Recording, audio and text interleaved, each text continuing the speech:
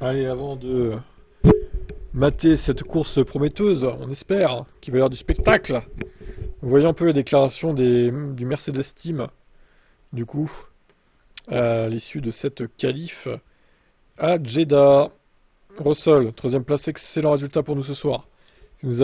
Si vous nous aviez proposé la troisième place avant la séance, on l'aurait accepté. Cependant, vu le peloton serré à la fin de la Q3, on se demande où nous aurions pu trouver le 10e supplémentaire pour décrocher la pole. Néanmoins, on peut être satisfait, la séance a été difficile, le drapeau rouge ayant coupé le premier tour.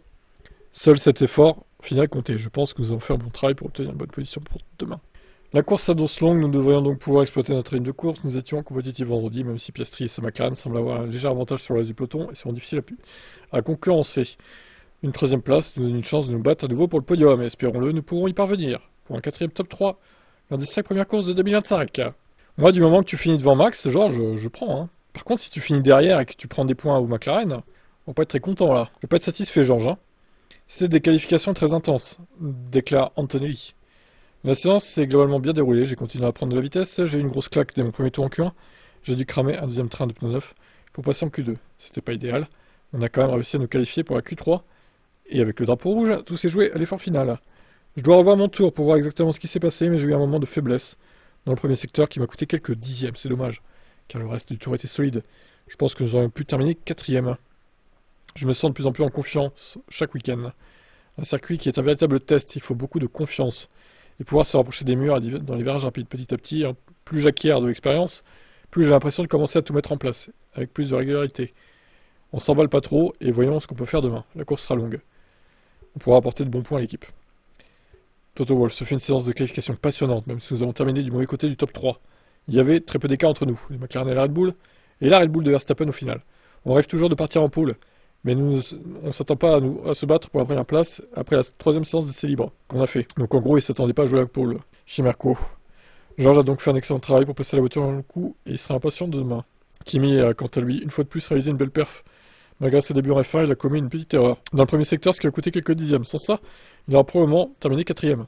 Mais la cinquième place a son excellente position de départ. La voiture semble nous offrir une base stable pour travailler.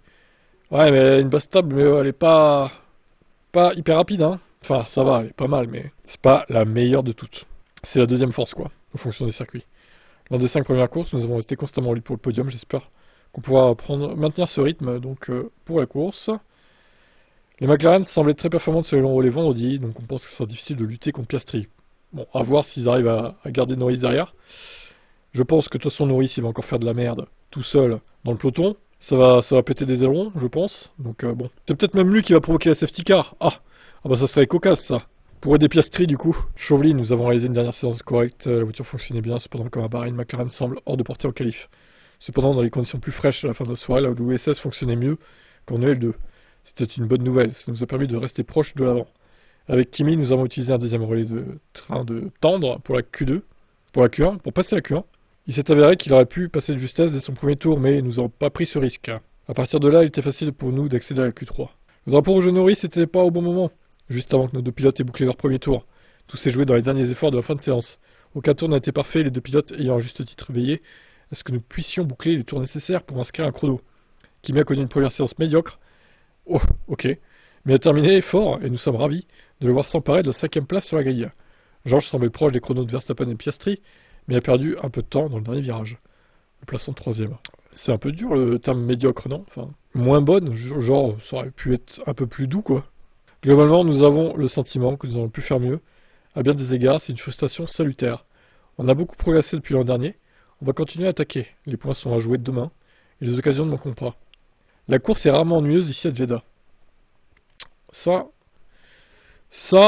c'est vrai. Après, bon, comme on a dit dans le live, il n'y a plus tous les pilotes qu'il y avait avant qui se crachaient tout le temps, qui provoquaient des safety cars. Bon, c'est vrai qu'il y a des rookies. Bon, peut-être que ils vont prendre le relais. Mais bon, ils ont l'air quand même d'être plus stables, je dirais, en piste que les autres d'avant, quoi, des années précédentes. On verra Mercedes ce que ça donne. Ça peut être constant en course, donc 4-5, 3-4, 3-5, à voir. Ça va être une lutte avec, je pense, Ferrari. Je pense qu'ils ont un petit avantage, hein, Mercedes quand même sur Ferrari, mais bon, on verra bien ce que ça va donner cette course. À tout à l'heure pour le live, 19h donc, un peu avant. À toutes, ciao.